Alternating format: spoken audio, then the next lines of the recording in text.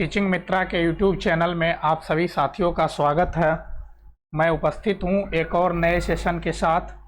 तो आज का हमारा यह टॉपिक पर्यावरण एवं शिक्षण शास्त्र से संबंधित है, जिसमें कि सीटेट के प्रीवियस ईयर के अति महत्वपूर्ण प्रश्न को इसमें शामिल किया गया है।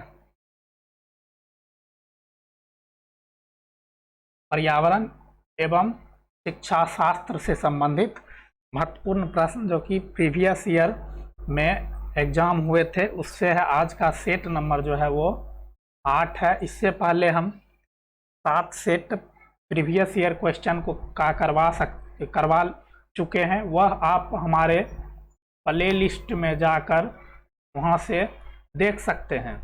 और भी वहां पर CDP और मैथ पेपर 1 और पेपर 2 के प्रीवियस ईयर के क्वेश्चन करवाए जा चुके हैं। आप वहां प्ले लिस्ट में जाकर सभी वीडियो को देख सकते हैं।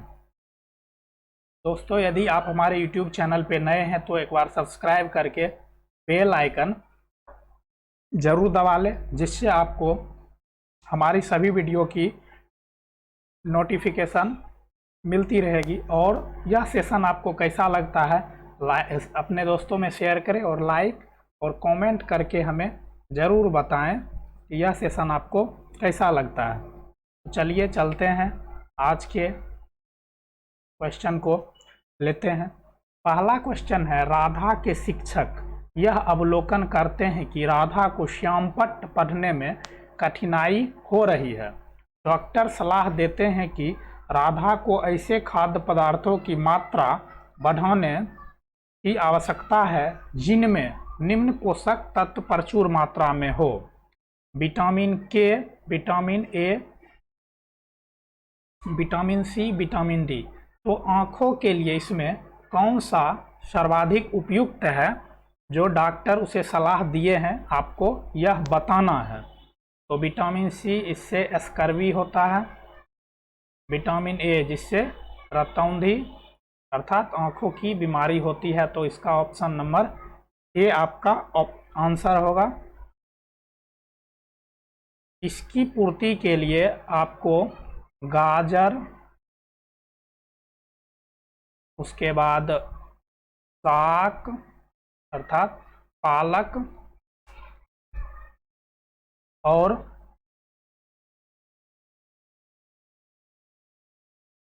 गुड़ इत्यादि चीज़ों को खाने की सलाह डॉक्टर के द्वारा दी जाती है। और विटामिन सी, जितने भी खट्टे पदार्थ हैं उससे आपको विटामिन सी प्राप्त होती है। इसका सबसे अधिक विटामिन सी आंवला में पाया जाता है। उसके बाद संतरा, नींबू, यह सब विटामिन सी के जो है सो पोषक हैं। अब है क्वेश्चन नंबर 2, कौन सा वन्य जीव संरक्षण क्षेत्र कस्तूरी मृग के संरक्षण के लिए प्रसिद्ध है? तो कौन सा जो वन्य जीव संरक्षण अर्थात अभयारण्य है जिसमें कस्तूरी मृग का संरक्षण के लिए वह जाना जाता है? तो सरिस्का, दाची ग्राम, उसके बाद जिम कार्बेट, रानीखेत। तो आपको आंसर इसका बताना है। तो यह जो है यह होगा दची ग्राम, जो कि जम्मू कश्मीर में है। जम्मू कश्मीर में है। इसमें चीतल तथा कस्तूरी मृग दोनों का संरक्षण किया जाता है। इसमें कस्तूरी मृग की संरक्षण के लिए यह प्रसिद्ध है। उसके बाद है सरिस्का, यह अलवर राजस्थान में है। अलवर राजस्थान में है। यहाँ पे बाघ का संरक्षण किया जाता है। जिम कार्बेट नैनीताल जो कि यूके अर्थात उत्तराखंड में है। और यहाँ पे बाघ और हाथी का संरक्षण किया जाता है। तो कस्तूरी मृग के लिए प्रसिद्ध है दाची ग्राम, जो कि जम्मू कश्मीर में है, और यहाँ पे चीतल और कस्तूरी मृग का संरक्षण किया जाता है। तो दोस्तों, हमारा यह सेशन आपको कैसा लगता है, आप हमें लाइक और कमेंट करके ज़रूर बताएं, और अपने दोस्तों में शेयर करें ताकि अधिक से अधिक लोग हमारे इस सेशन से जुड़ सके। चलते हैं हम अब अगले प्रश्न पे। वह पक्षी जो दिल्ली में सामान्य रूप से दिखाई देता था, परंतु अब इस चिड़िया के बारे में जागरूकता बढ़ाने हेतु एक विशेष दिन मनाया जाता है, क्योंकि शहरीकरण के कारण यह दुर्लभ हो गई है, वह चिड़िया है। तो आपको यह बताना है कि वह पक्षी जो दिल्ली में सामान्य रूप से दिखाई देता था, परंतु अब इस चिड़िया के बारे में जागरूकता बढ़ाने हेतु एक विशेष दिन मनाया जाता है। अर्थात यह जो चिड़िया है यह अपने देश से विलुप्त हो रही है, तो इसके लिए अवेयरनेस फैलाने के लिए, अर्थात जागरूकता फैलाने के लिए जो है सो एक दिवस मनाया जाता है। वह चिड़िया कौन सा है? तो वह गौरैया है, जो कि विश्व गौरैया दिवस मनाया जाता है, और यह दिवस जो है सो 20 मार्च को मनाया जाता है। पहली बार यह दिवस 2010 में शुरुआत की गई थी, अर्थात इस दिवस को मनाने की शुरुआत 2010 में की गई थी। गौरैया जो है वह अभी आपको आसपास देखने को नहीं मिलेगा, धीरे धीरे इसकी जो है सो प्रजाति विलुप्त होते जा रही है। अर्थात पहले जो दिल्ली शहर में मिलते थे, अभी वहाँ प्रदूषण और बड़े बड़े मकान और घनी आबादी के कारण इन्हें रहने के लिए इन्हें समुचित सुविधा वहाँ पे नहीं प्राप्त हो रही है, जिसके कारण यह धीरे धीरे हमारे देश से, हमारे आसपास से विलुप्त हो रहे हैं। तो इसके लिए विश्व गौरैया दिवस 20 मार्च को मनाया जाता है। अब है, निम्नलिखित में से किस स्थानों पर आप नाव का उपयोग यातायात के साधन के रूप में देख सकते हैं?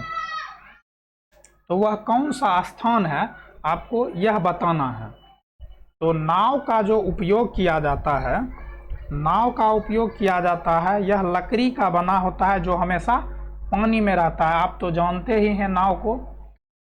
तो अब यह है कि यह जो है सो नाव का उपयोग केरल और कश्मीर में किया जाता है। नाव का उपयोग, इसे जो है सो खत्म बंद भी बोला जाता है। इसे हाउस बोट बोला जाता है। इसका उपयोग ये टूरिस्ट पर्यटकों के लिए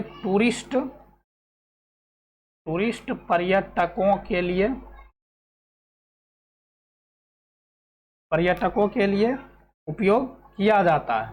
तो यह जो है सो स्थान है, यह कश्मीर और केरल है। यह जो है नाव 80 फीट लंबा होता है, 80 फीट यह लंबा होता है। और इसके जो हाउस बोट जो बने होते हैं, इसके दीवारों और छतों पर नक्काशी की जाती है, इसको आकर्षक बनाने के लिए इसको नक्काशी की जाती है। तो यह महत्वपूर्ण क्वेश्चन है जो कि आपसे अगले एग्ज़ाम 2022 में पूछा जा सकता है। आप इसे अच्छी तरह से देख लेंगे। अब है, रानी को एक कपड़े का टुकड़ा प्राप्त होता है जो कि बहुत मजबूत और चटक रंग का है, अधिक छिद्रयुक्त नहीं है, सभी जगह उपलब्ध है तथा इसके बहुत से उपयोग हैं, जलने पर गंध उत्पन्न करता है, उच्च तापमान में नहीं पहना जा सकता है। तो यह जो कपड़ा है उससे मिला है, उसकी यह विशेषता है कि वह मजबूत और चटक रंग का है, तो अधिक छिद्र उसमें नहीं है, सभी जगह उपलब्ध है तथा इसके बहुत से उपयोग हैं। जलने पर गंध उत्पन्न करता है, उच्च तापमान में नहीं पहना जा सकता है। तो यह कौन सा कपड़ा है? तो रेशम तो कॉटन सूती होता है, रेशम जो है सो यह तो मुलायम होता है। पॉलिएस्टर, यह जो होगा वह पॉलिएस्टर होगा आपका आंसर। अब है, यदि भिन्न प्रजाति के दो जीव संपर्क में एक साथ आते हैं और इस संबंध में जीव को फायदा होता है, एक जीव को जो है सो फायदा होता है और दूसरे जीव का नुकसान होता है, ऐसे संबंध को क्या कहते हैं? तो ऐसे संबंध को परजीविता कहते हैं। परजीविता का जो डिफिनेशन होता है, ये वो जीव होते हैं जो दूसरे जीव या पौधे पर रहते हैं और उन्हें हानि पहुंचाते हैं। यह जो है वह अमरवेल है। अमरवेल जो है यह दूसरे को हानि पहुंचाते हैं। और यह जो सहजीविता है, इसमें एक जीव दूसरे जीव पर रहते हैं और दोनों एक दूसरे को लाभ पहुंचाते हैं, जैसे बगुला तथा भैंस।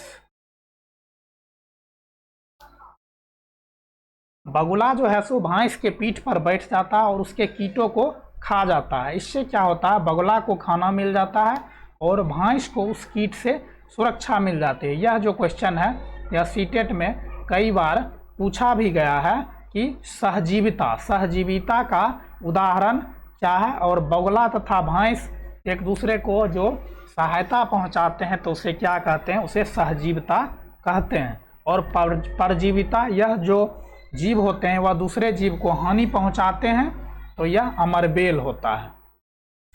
अब है, निम्न में से कौन सी ग्रीन हाउस गैस नहीं है? ग्रीन हाउस गैस आपसे पूछ रहा है कि इनमें से कौन सा नहीं है। तो पहले आपको पता होना चाहिए ग्रीन हाउस गैस कौन कौन है। तो ग्रीन हाउस गैस में आता है कार्बन डाइऑक्साइड, उसके बाद कार्बन मोनोऑक्साइड,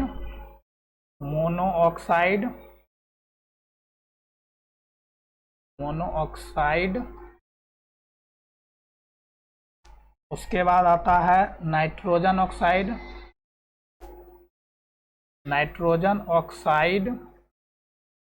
उसके बाद आता है मीथेन CH4, उसके बाद आता है CFC क्लोरोफ्लोरोकार्बन और O3 ओजोन।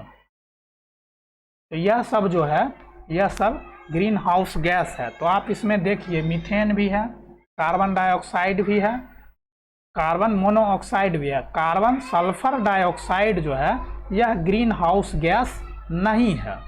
तो आपको यह याद रखना होगा, नहीं तो आपसे यह क्वेश्चन नहीं बन पाएगा कि कौन ग्रीन हाउस गैस है, तब आप छांट पाएंगे कि कौन सा नहीं है।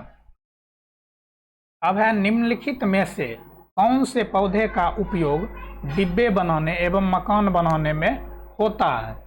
तो मकान बनाने में जो उपयोग होता है, गन्ना, यह तो रस पीने का उपयोग होता है, मक्का खाने का उपयोग होता है, घास। यहाँ पे बांस होगा। बांस का उपयोग करके असम के लोग घर बनाते हैं। यह जमीन से 3 से 4 फीट ऊपर बनाए जाते हैं। तो यह जो उपयोग होता है, यह बांस का उपयोग होता है, जो कि मकान बनाने में हम लोग अपने गांव में भी उपयोग करते हैं। खपरेल तथा फूस के मकान बनाने में हम लोग बांस का काफ़ी उपयोग करते हैं। अब है, निम्न में से किन पक्षियों की चोंच में छानने की प्रणाली होती है? तो कौन सा ऐसा पक्षी है जिसमें छानने की प्रणाली होती है? तो यह होगा फ्लेमिंगो हंसावर। यह जो एक पक्षी होता है, इसमें छानने की जो है सो क्षमता होती है, छानने की प्रणाली होती है। गौरैया जो कि अपने यहाँ से विलुप्त हो रही है, इसके लिए 22 मार्च को विश्व गौरैया दिवस मनाया जाता है। अब है ईवीएस की प्रकृति क्या है? तो ईवीएस की जो प्रकृति होती है वह एकीकृत प्रकृति होती है। ईवीएस की प्रकृति एकीकृत प्रकृति होती है।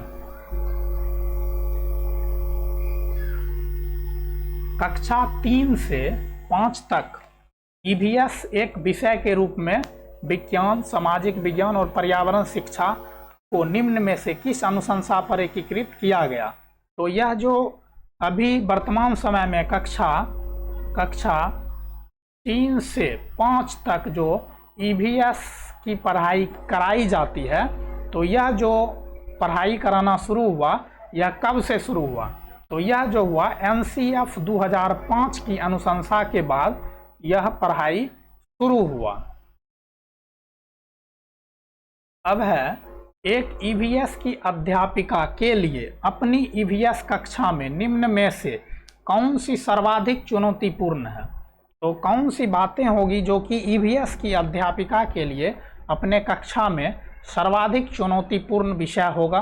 तो विद्यालय की भौगोलिक स्थिति, महानगरों में बड़े विद्यालय, भिन्न भिन्न प्रकार के छात्रों को संबोधित करना, छात्रों का लिंग। तो लिंग से कोई मतलब नहीं है, चाहे वह मेल हो या फीमेल हो, सभी को पढ़ा सकते हैं। महानगर, बड़े विद्यालय से भी कोई मतलब नहीं है।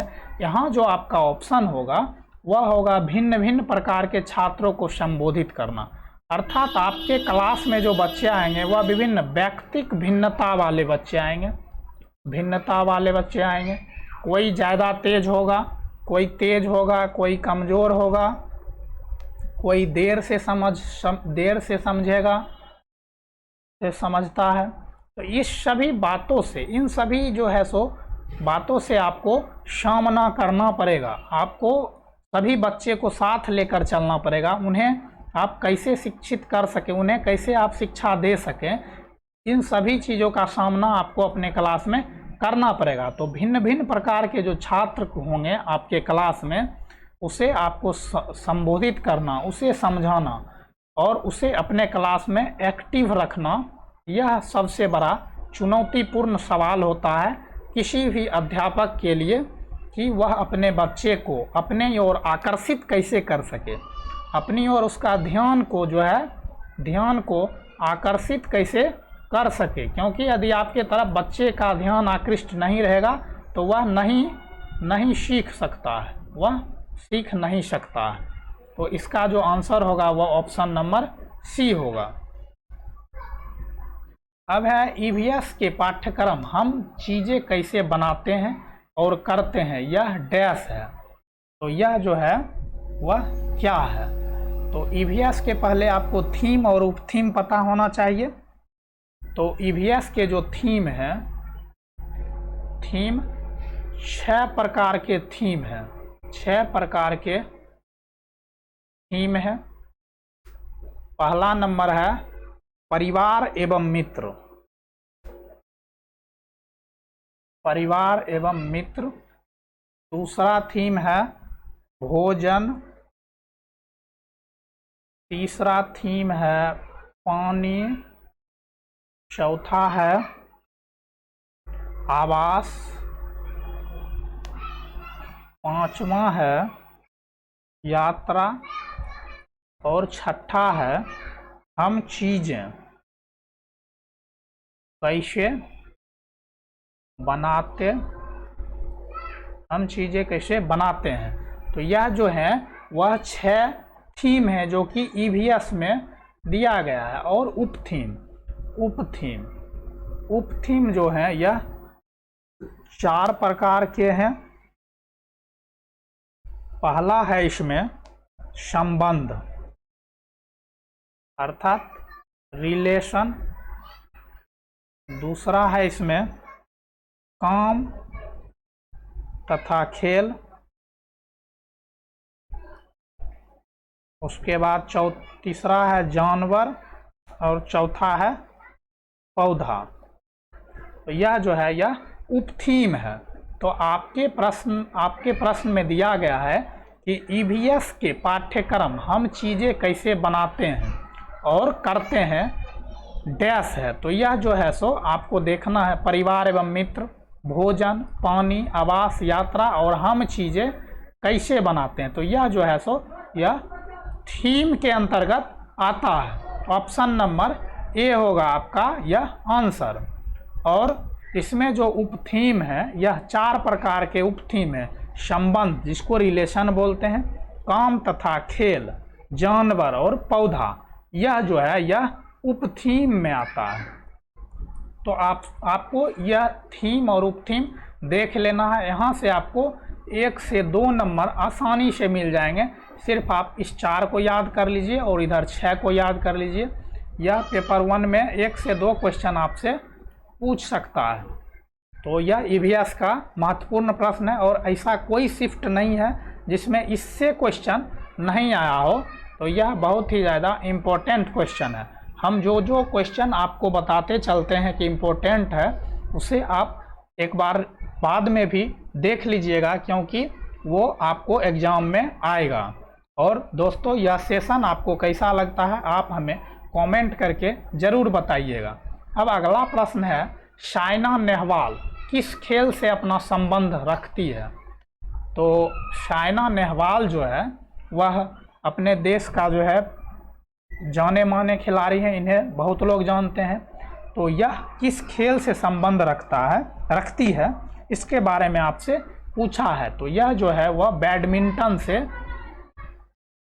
बैडमिंटन से संबंध रखती है। अब देखिए क्रिकेट से जो संबंध रखती है वह है मिताली राज। यह क्वेश्चन पॉपुलर है, आपसे पूछ सकता है। और अगला है बॉक्सिंग जो आप जानते होंगे। तो बॉक्सिंग से जो संबंध रखती है वो है एमसी मैरी कॉम जो है वह बॉक्सिंग से संबंध रखते हैं। और कुश्ती से जो संबंध रखते हैं वो हैं गीता फोगाट।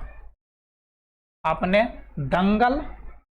दंगल फिल्म देखा होगा, गीता और बबीता का जो मूवी था दंगल। तो वहाँ से आप याद रखिएगा कि गीता फोगाट जो हैं वो कुश्ती के लिए जानी जाते हैं। और एक हैं वेट लिफ्टर भारोत्तोलक जो कि हैं कर्णम मल्लेश्वरी। उसके बाद एक है सुनीता विलियम जो कि सर्वाधिक समय तक अंतरिक्ष में रहने वाले। उसके बाद एक है बछेंद्री पाल जो कि पहली बार भारतीय महिला माउंट एवरेस्ट पर चढ़ी हैं। माउंट एवरेस्ट पर चढ़ी हैं वह पहली भारतीय महिला हैं बछेंद्री पाल। तो यहाँ जो हमने आपको बताया सुनीता विलियम, एक, 2 साइना नेहवाल, तीसरा क्रिकेट का मिताली राज, चौथा MC मेरी कॉम, 5वां गीता फोगाट, उसके बाद भारोत्तोलक कर्णम मल्लेश्वरी और यहाँ पे बछेंद्री पाल। आपको इसमें हम एक क्वेश्चन में 7 क्वेश्चन हम आपको बता दिए हैं और आप यह कहीं लिख लीजिएगा। यह 7 क्वेश्चन वेरी इंपॉर्टेंट क्वेश्चन है। आपको इस 7 नाम में से एक नंबर आपको निश्चित ही आएगा EVS के क्वेश्चन में। कहीं ना कहीं आपको किसी न किसी शिफ्ट में आता ही है और आपके शिफ्ट में भी आएगा। एकदम डिट्टो प्रश्न है यह। तो आप इस सभी नाम को जो हम बताए हैं आप एक बार लिख लीजिएगा तो आपको यह काम देगा। चलते हैं हम अगले प्रश्न पे और आज के सेशन का यह लास्ट क्वेश्चन है, विश्व जल दिवस कब मनाया जाता है? तो विश्व जल दिवस जो है वह कब मनाया जाता है? तो यह 22 मार्च को मनाया जाता है। अब देखिए यहाँ आपको कंफ्यूज करने के लिए 22 अप्रैल दिया गया है, जो कि 22 अप्रैल को पृथ्वी दिवस, विश्व पृथ्वी दिवस मनाया जाता है। 5 जून पर्यावरण दिवस। उसके बाद 8 मार्च अंतर्राष्ट्रीय महिला दिवस मनाया जाता है। तो 5 जून जो है सो विश्व पर्यावरण दिवस मनाया जाता है। उसके बाद 22 अप्रैल, यह आपको जो 2 ऑप्शन दिया है कन्फ्यूज करने के लिए। अब आपको महीना का याद नहीं रहेगा कि मार्च में होता है कि अप्रैल में होता है। अब यहाँ पे आप फंस जाइएगा। तो विश्व जल दिवस 22 मार्च को मनाया जाता है। यह ऑप्शन नंबर ए होगा आपका आंसर। तो आज का डिस्कशन का यह सब प्रश्न का आंसर दिया गया है, आप यहाँ से देख सकते हैं। दोस्तों हमारा यह सेशन आपको कैसा लगता है आप हमें लाइक करके और हमारे वीडियो पे कमेंट करके ज़रूर बताएं। और सीटेट से संबंधित आपके मन में कोई भी सवाल हो तो आप हमें वहां से बेहिचक कमेंट कर सकते हैं। मैं प्रयास करूंगा आपके सभी कमेंट का जवाब दे सकें। और आप यदि चैनल पे नए हैं तो सब्सक्राइब करके बेल आइकन दबाना ना भूलें, नहीं तो आपको नोटिफिकेशन नहीं मिलने वाली है। और अपने दोस्तों में शेयर करें ताकि अधिक से अधिक लोग हमारे इस सेशन को देख सके, अधिक लोग हमसे जुड़ सके। तो यदि आप में जिद है शिक्षक बनने की तो आज से और अभी से आप लग जाइए एक जुनून के साथ, क्योंकि आपका एग्ज़ाम सीटेट दिसंबर 2022 में एग्ज़ाम लेगी। एक लेटर वो जारी कर चुकी है।